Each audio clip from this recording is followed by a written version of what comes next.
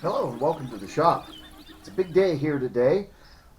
Just passed 100 subscribers. So as a thank you for all of you who have decided to join and follow, I am going to make a three-sided lidded box. Now, this is an eccentric turning, and we're going to use a sphere as the lid.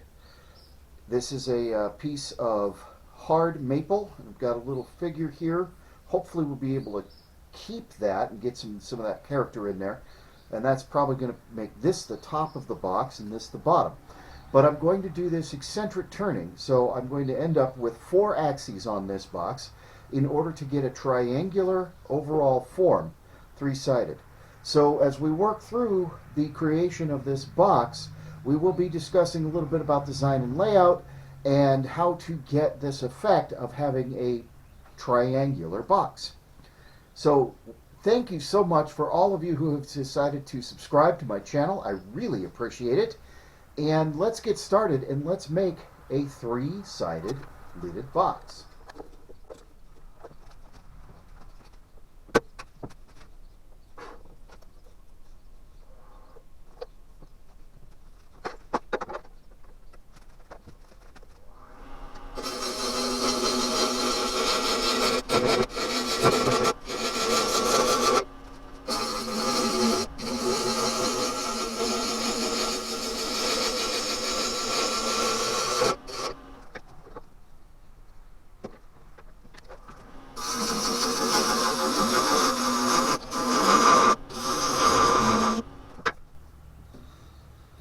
Well, I have a little crack here, but I can actually plan my box so that this section is completely turned away. I have another crack here. I think I'll be able to work past that. It might still be in the finished piece, but I don't think it's going to jeopardize the piece. And then there's this. This is going to, much of this will be turned away, but this will actually end up being one of the points of the three sides. If I do this correctly. So I'm going to leave it. I'm just going to let it be and see how it turns out. What I am going to do right now though is reverse this, because this is going to be the top of the box, which means I need to put my tenon on this end. So I'm going to flip it around, even off this end, and then we're going to measure for my 100mm jaws, because I need to have as wide a tenon as possible, even though I don't need one that big to hold this piece. For the off-center turning, I need to have a wide tenon. So let me flip this piece of wood around.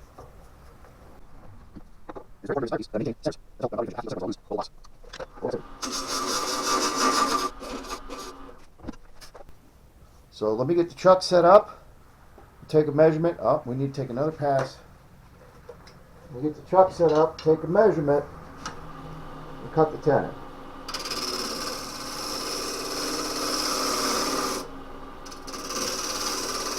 Normally, on a piece this size, I would not use my large jaws. However, because I am going to be doing an eccentric turning, I need as much flat surface area as possible across the held end of the piece, which will be this end, in order to make the marks and do the offsets that I need to do.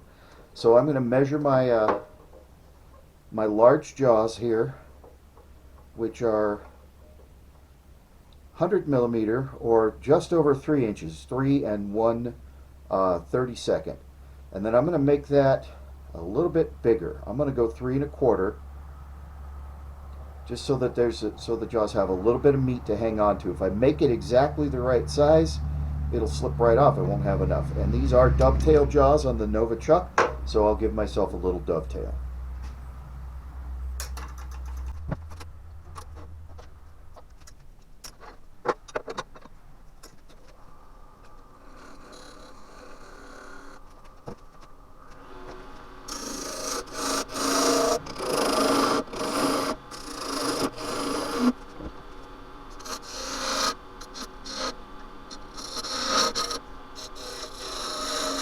Let's talk about layout. I know that I need to turn this little crack away. This crack has got to go. So in order to do that, one of my points needs to be opposite that crack. Well, that's also where my knot is in the top.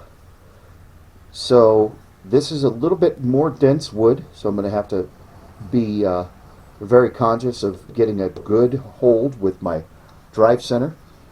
And then I also have to think, how far do I need to turn away the surface, the wood here, in order to get rid of this crack. So very roughly, these are going to be the sides of my triangle. Very roughly. So if I want a shortened side, one of my flat sides, then my point has to be opposite it. So what I think I'm going to do here is use my center finder and just draw a straight line perpendicular to the crack, so I know where I want that point to be. And it'll be on this side. Now, another thing to consider when you do an eccentric turning like this is the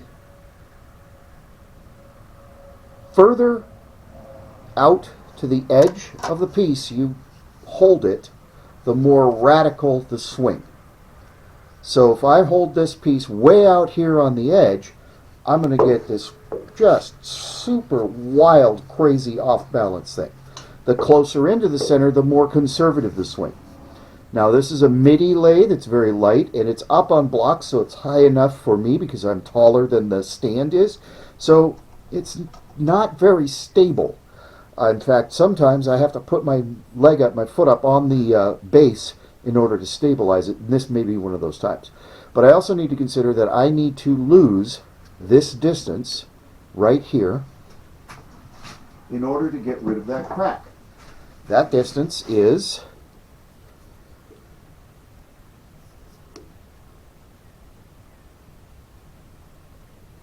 5/8 of an inch. So if I make my circle here and make my secondary points 5/8 of an inch out, I will turn that away. I think I want to go a little further than that, though. I think we're going to go out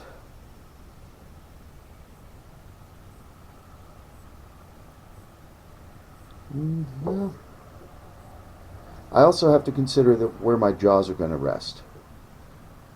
So I don't know that that's going to be close enough. I think I need to go a little bit further. So I think we're going to go 3/4 of an inch from the center. And that's going to be where we draw our circle to make our 3 additional centers. These will be our other axes. I'm just going to scribe that line, and one of my points is this one right here, so I'm going to go ahead and set that point.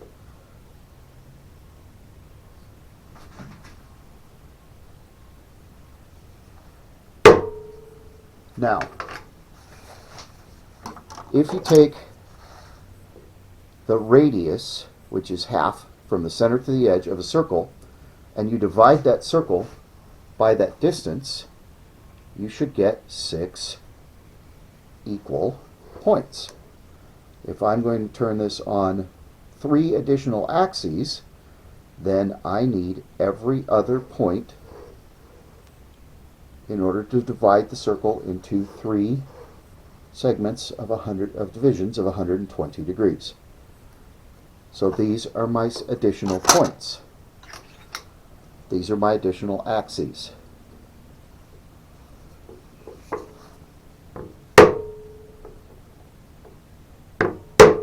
That just divided this circle into 3 equal sections of 120 degrees.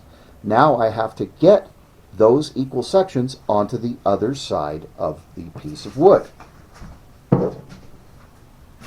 And there's a dirty trick to do that. rather than trying to make sure I get all aligned. And there's an easier way to do it. So let me make sure that this line goes all the way to the edge.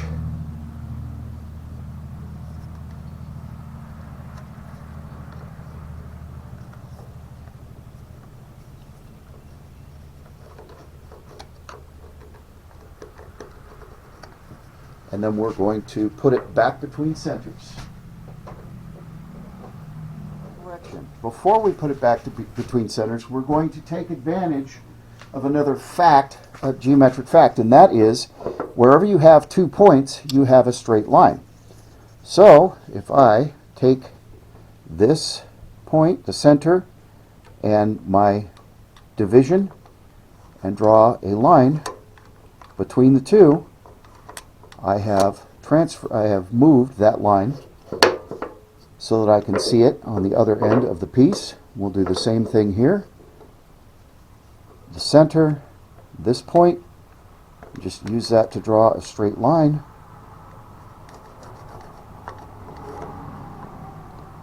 So that I can then transfer my lines to the other end of the piece.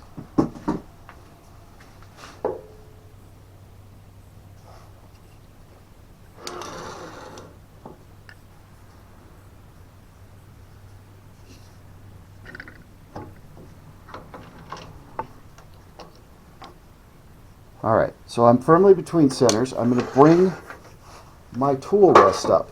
My tool rest is perfectly parallel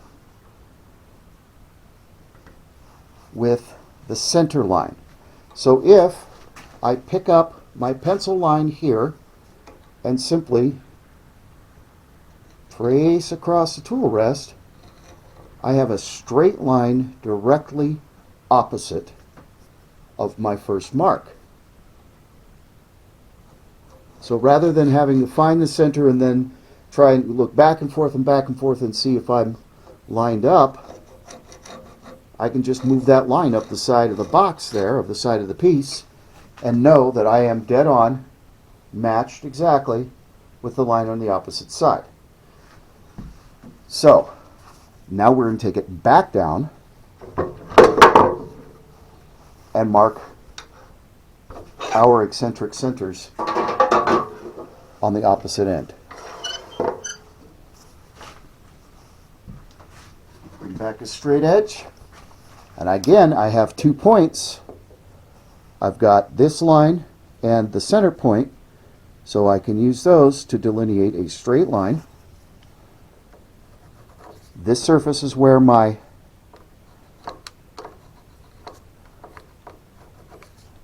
points are going to be, which is why I made sure that it was flattened off. And that is my tenon.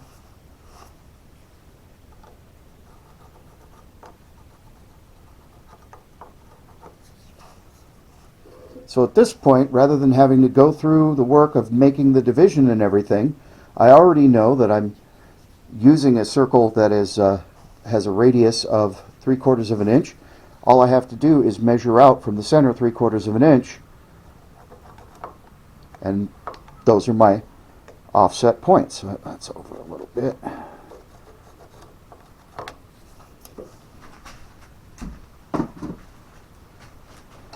So this is already set. Let's make sure, double check that we have the right distance. We do. So that is a center, is one of my centers, my eccentric centers. That is one of my eccentric centers.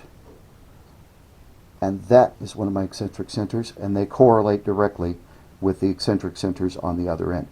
Now, at this point, I could get tricky and make one end wider than the other. I don't want to do that. I want this to be straight-sided, but you could go further out or stay further in with your 3 matching points and make the box have some kind of a triangular shape from top to bottom, as well as what it's going to have triangular to the side. We're going to stay even on this box. So all I need to do is set these marks.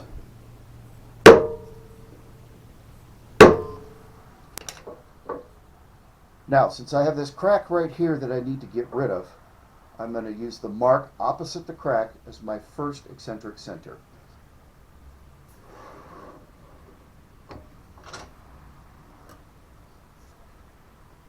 I'm also, just to give myself a way to make sure I stay where I need to stay, I'm going to number them.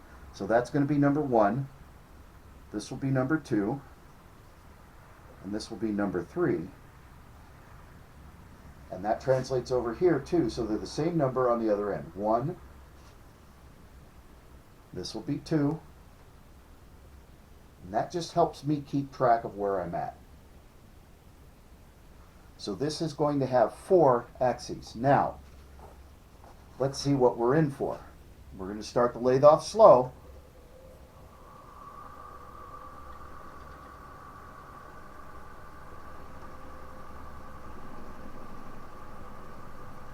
And it looks like it's going to be safe. We don't have too much wobble at about 680 RPM. Depending on your lathe, depending on the floor your lathe is on, depending on your confidence, and depending on your level of experience, you might be able to go higher or have to stay lower. This is a small lathe on a wood floor on a raised shed, so the whole building's shaking. So 680 is probably the safest speed. And what I'm going to do is turn down to these lines. That's where I'm going to stop as far as what I cut is I'm going to turn to these lines. So this is my limit, is the lines that came across, and that should remove this crack. It's important when you're turning eccentric like this that you rotate your piece by hand and make sure it clears the tool rest.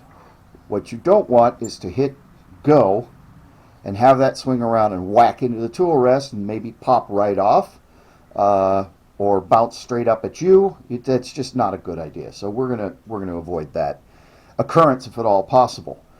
We can see I'm not exactly square on the sides. That's going to be okay. You're not going to be able to see it ultimately.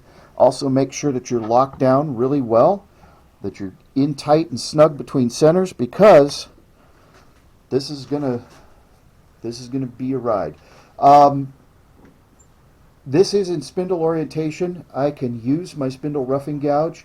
I am, however, going to use my bowl gouge because ultimately I'm going to be turning this, and that is going to give us some real impact.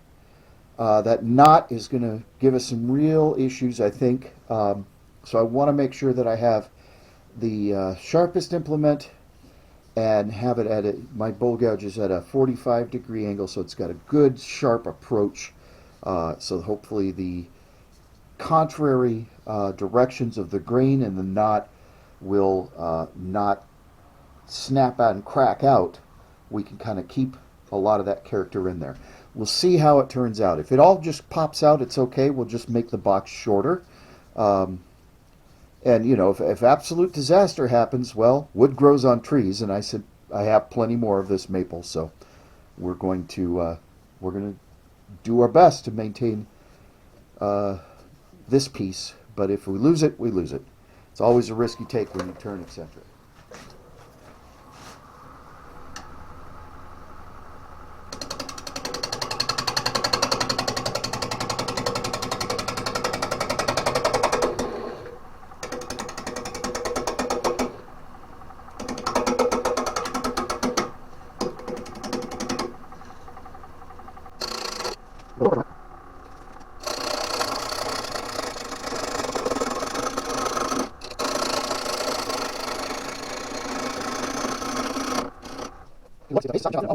That's almost back on.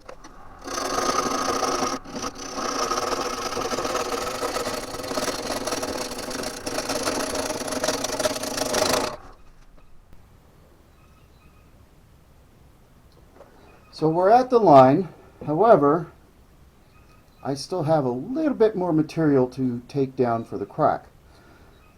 I can go past the line. That's a basic guideline. I can go past it as long as I just take my other two sides as far in as I do this side. This crack absolutely needs to go. It's actually a sliver of the wood. It's got to come off. So I'm going to go ahead and move my tool rest in a little. When you're doing this, when you're cutting off center like this, you can't look at the cut. You can't look at where your tool is. You won't see what you're doing. You have to watch the shadow here of the piece in order to see what you're doing and track your movement. So having your tool rest close enough so that your wings, if you have wings on your gouge, clear so that you're solidly on the shaft of the tool rest, helps a lot because you can feel where your tool is on the rest as you're holding it, but you're watching over here to see where you're cutting.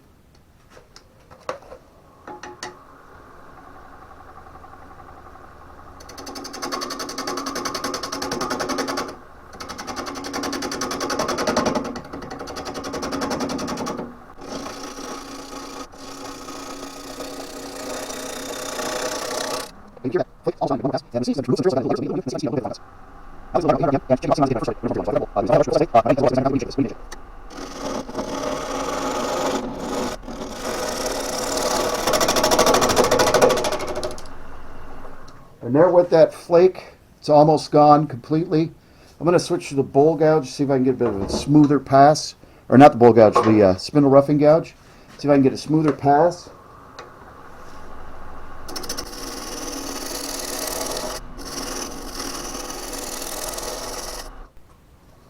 Much better. I still have a little bit of material that needs to come away. But I can only make one or two more passes before I infringe on my tenon. Now I can lose some of this tenon as long as I have some shoulder and stuff. But I don't want to get too far in there, so I'm just going to make one more very light pass.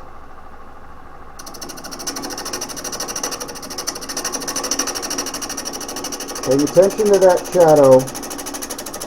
I want to try and make sure that this is as straight, this side is as straight as possible.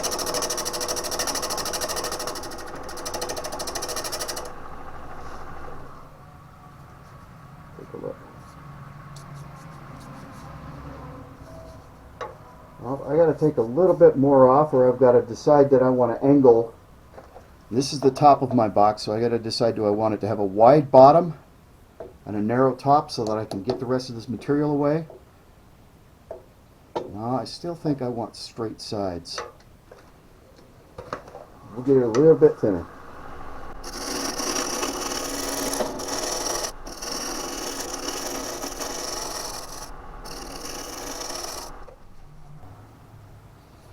It's almost completely gone. I think we may be able to sand it away.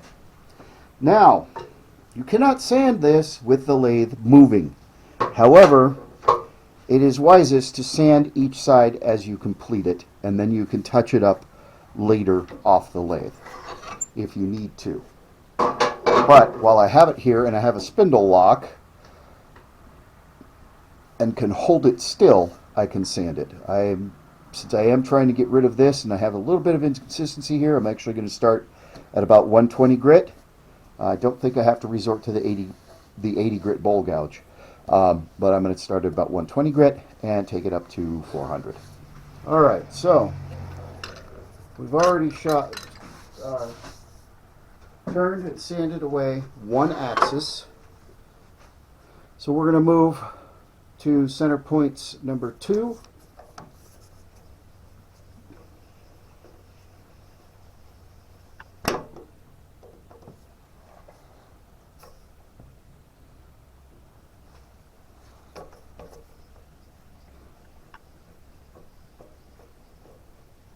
Again, we're going to get some good pressure there. Hold it because it is turning eccentrically. We're going to turn the speed down again. See how it feels.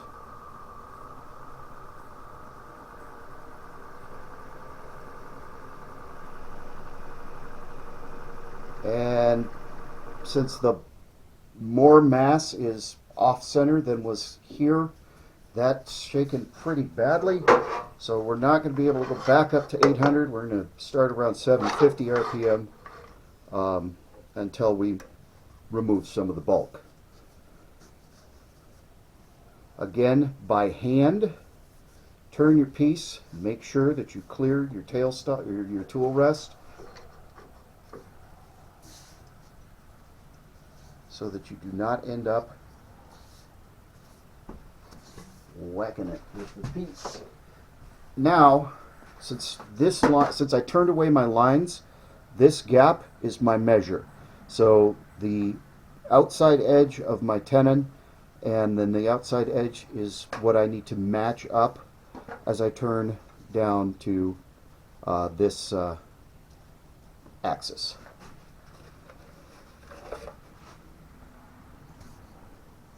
And I'm starting to get into that knot, so we're going to stick with the bowl gouge.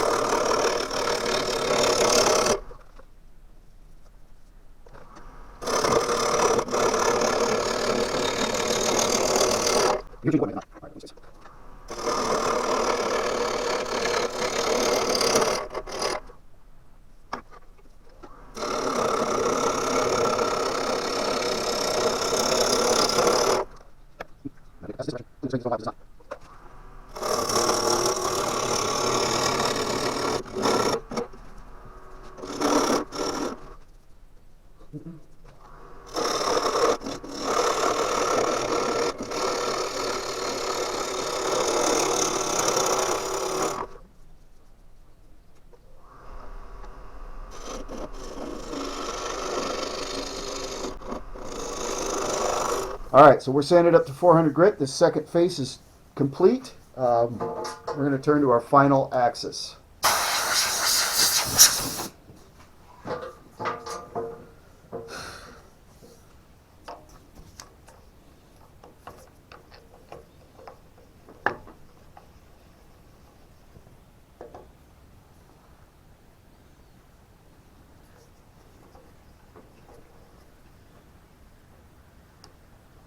Some good pressure in there. Hold that in because it's going to be swinging wildly, and you can see I don't have much bulk here, so I should be able to turn at a bit of a higher rate of speed.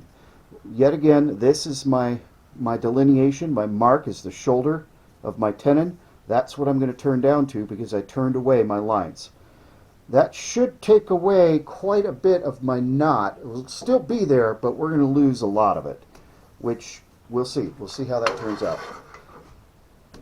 As always, when you're turning in eccentric or you're turning off axis or multi-axis, turn your piece by hand and make sure it clears the tool rest, because it's not.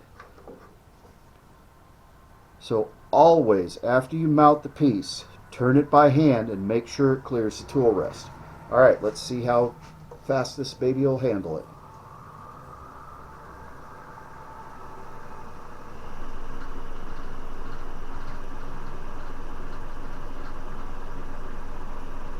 Yeah, 900. 900 seems a little bit much.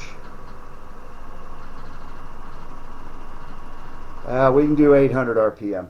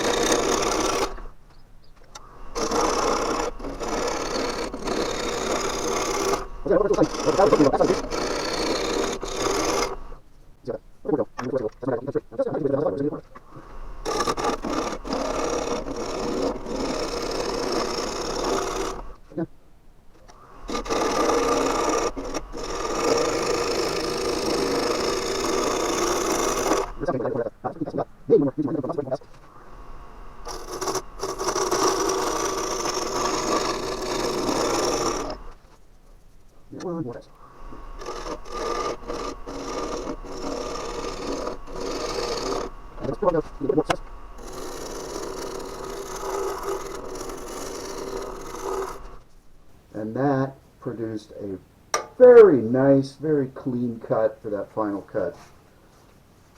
not going to have to get involved with the sanding for this final face.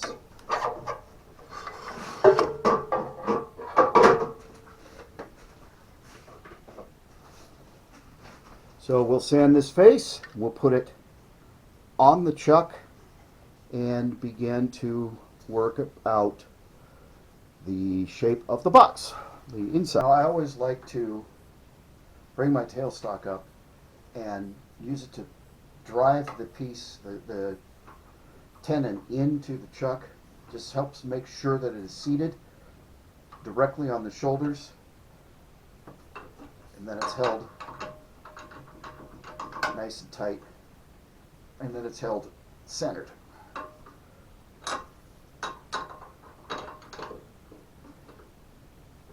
Now that we're no longer dealing with eccentricity, we can turn it at speed just like any other spindle turning. So by turning on all these separate axes, what I've done is created a triangle of sorts, an intersection of 3 different arcs, all identical as far as their radius is concerned, but since each was set off equidistantly, you get this nice triangular shape or triangular illusion.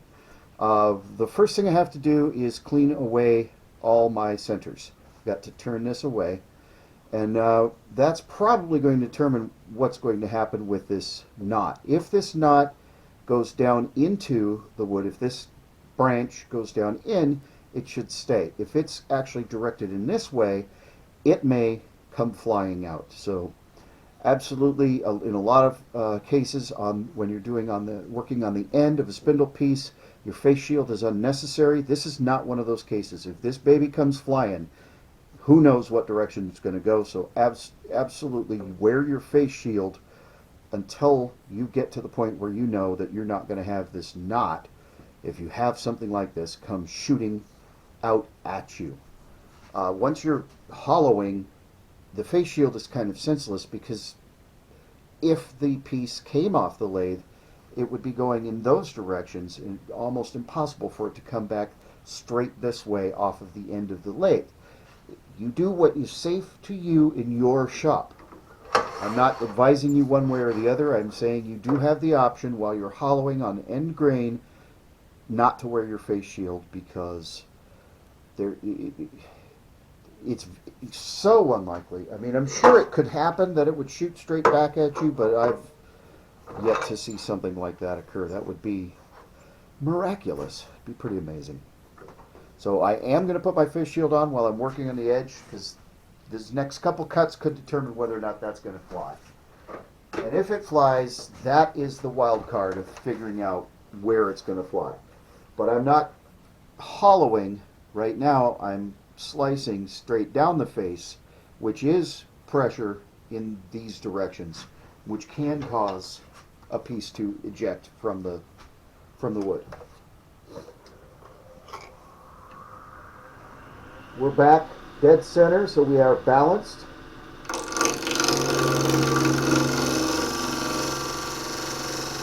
So we can take advantage of speed.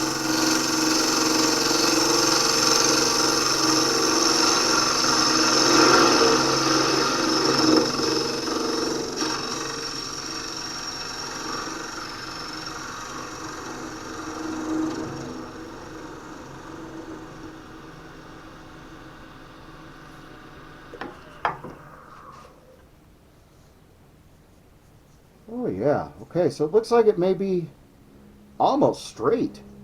We're probably going to be able to keep that. So now I need to make some decisions about the top of this box. My intention is that I'm going to use a sphere as the lid, so I'm going to hollow it fairly small, and I've still got the points of my secondary axes, so I need to take one more pass, clean this surface off. So before I start drawing on it and making designs, I'm going to take one more pass and clear that off.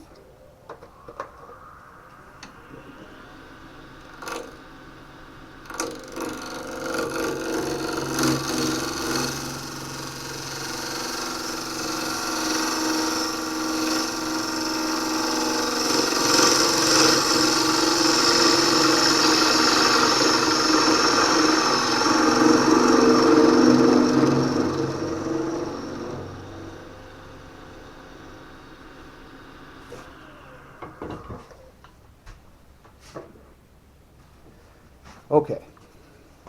That was pretty good. Nice. I like that. That's going to be a neat feature. What I think I want to do is I want to make my opening roughly half as wide as the top of the box. I want to put a rim on it, like a bead right here. And then I actually want to take this part down. So this is going to be recessed, and I want a bit of a inward scoop to this to shape and kind of direct everything towards the center where the sphere will set as the lid. What are we looking like proportionately? Again, it's about exactly 4 inches across.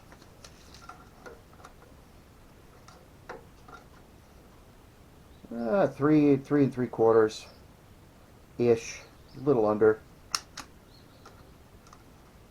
So, and our inner diameter is about 2 inches on the outside of the bead. 2/3, 1/3, roughly. And we can adjust the width of the opening. You know, I think it's just going to depend on what it looks like and what it feels like. So what I'm going to do first is give myself a bit of a concavity here, and then I'm going to draw my circle in again and start working on hollowing. So I will use my bowl gouge in the drill and pull method.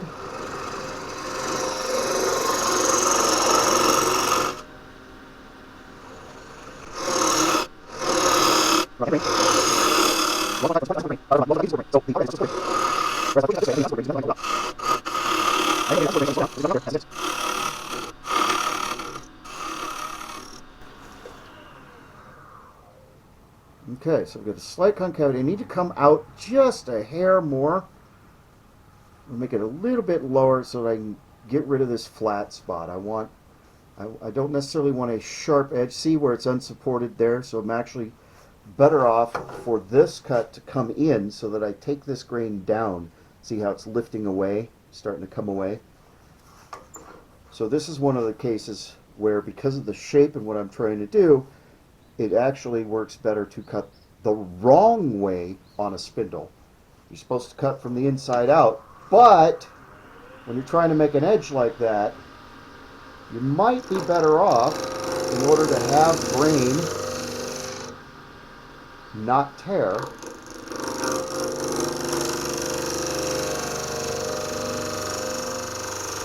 to work your way down in. Now I'm just going to do it for the edge, just so that I get a nice crisp edge here, which I will soften with sandpaper, and I still have a little bit of that chip left, so I'm going to take it down a little bit more. That knot did chip a little, but that's okay. We're just going to clean that up.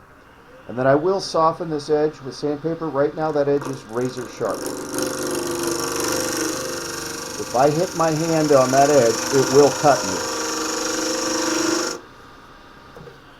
While it's spinning, if I hit that edge, it'll cut me.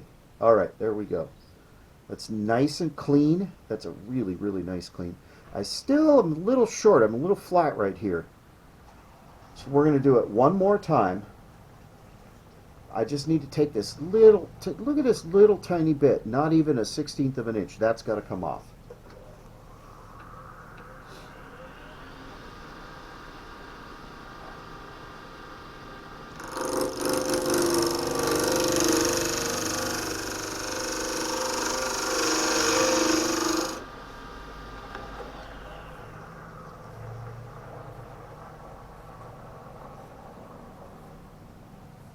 I like that. I like that. Now, because this is sharp as can be, I'm going to take some 320 grit, and I'm just going to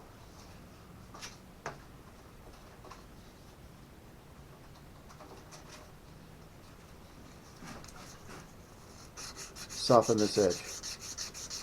It'll probably still cut me if I bump it, but won't be as bad, because holy cow, that is sharp.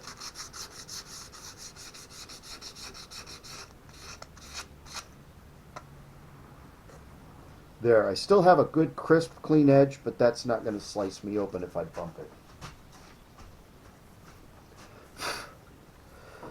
Okay, so let me, well, I kind of have a design idea. I like having this raised ridge. I still want the opening to be about 2 inches. So let me clean this surface up, and maybe we'll do the ridge instead of a bead.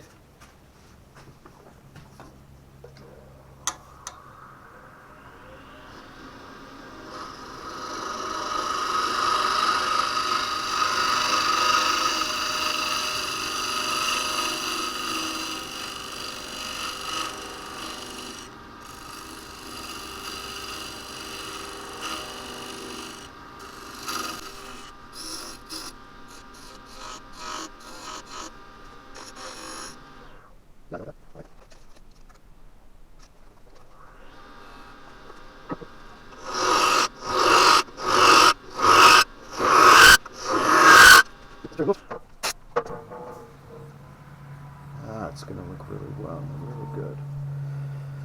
Alright, I think I'm going to bring up tailstock in a 1/2 inch drill bit and set a depth, just so I know where to stop. Chuck, and a 1/2 inch drill bit, and I'm going to drill and set myself a depth. I need to leave myself room for the base of the box, so I think I'm just going to go 2.5 inches in. This is a brad point drill, so that's going to be the bottom of my 2.5 inches. And I can just mark on the bit itself, and as long as I watch for that to come even with this edge as I'm drilling, I should be fine. I still have a little extra room, a little wiggle room, so give or take as an 1/8 of an inch is not going to destroy me, because I left myself plenty of space at the base for the finish of the bottom.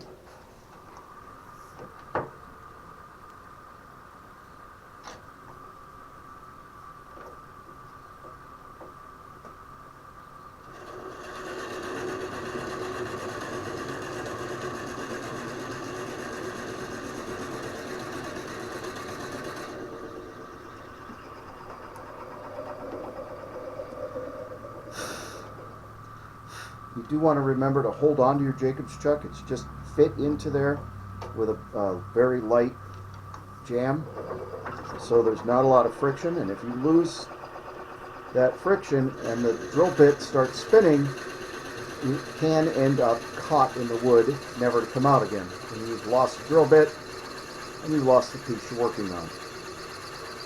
This is the proper safety technique to drill using a Jacob's chuck on a lathe. Alright. Well, I've established a depth. I can now remove material and finish hollowing this box. You can see we're almost to the bottom using the scraper, and I'm starting to recess the sides a little bit. I have to be conscious of how thin I get it, but I need to lighten this box up. So I may end up using my swan neck carbide tool, because it's shaped correctly to get down in there and around this corner and hollow that out a little bit.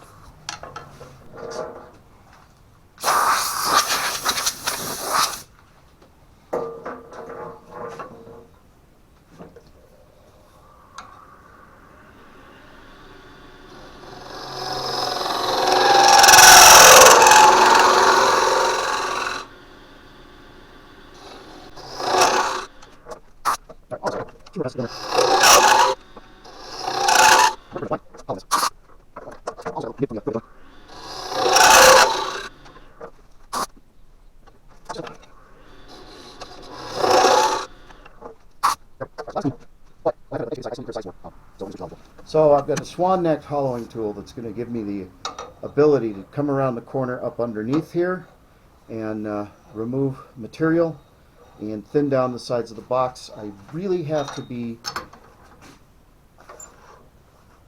careful that I don't take too much too fast, because I could come right through the side of the box. So I have to really focus on where that's going.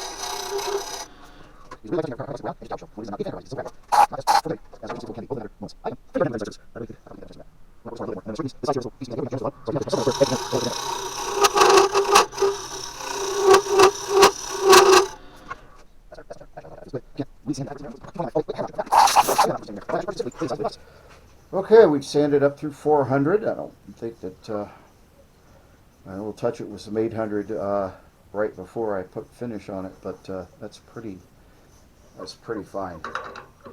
Pretty fine. I'll do that off the lathe. So at this point, I got to get rid of this. How am I going to do that? Well, I'm going to have to go back to a smaller set of jaws, and I'm going to have to set up a jam chuck that reaches into the depth of the bowl of the box, and allows me to hold the box so that I can turn away some wood a little bit and create a very slight concavity. I'm going to give this a straight cut across, and then I'm going to make it concave, which is going to come up a little bit so that it has little feet. So that's what we're going to do. First we got to change out the jaws.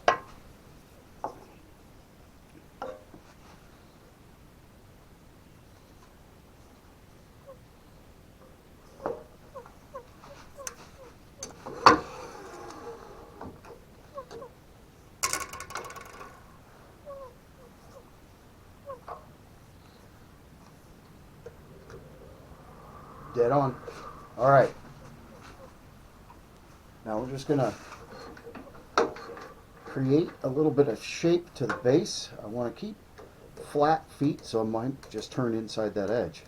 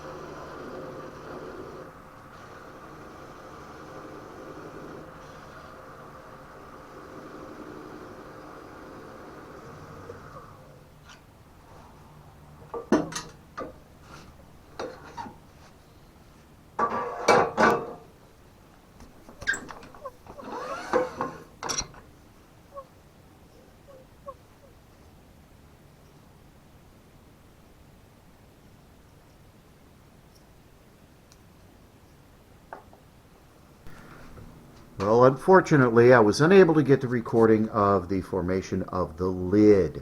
My camera died on me and I didn't realize it. However, I will be doing a sphere video in the future so you can see how I do that. So here it is. It is a hard maple box, three-sided, with a sphere lid. That sphere is of cherry. And it is the 29th of April 2022 when this is premiering. And this is in celebration of 100 subscriptions to my YouTube channel. Comment on this video, and on Sunday, the 1st of May, I will be drawing a winner from those subscribed commenters, and you will win this box. Thank you so much for joining my channel. I really appreciate every single one of you, and I hope that you stick around and I can continue to provide quality wood turning content in the future.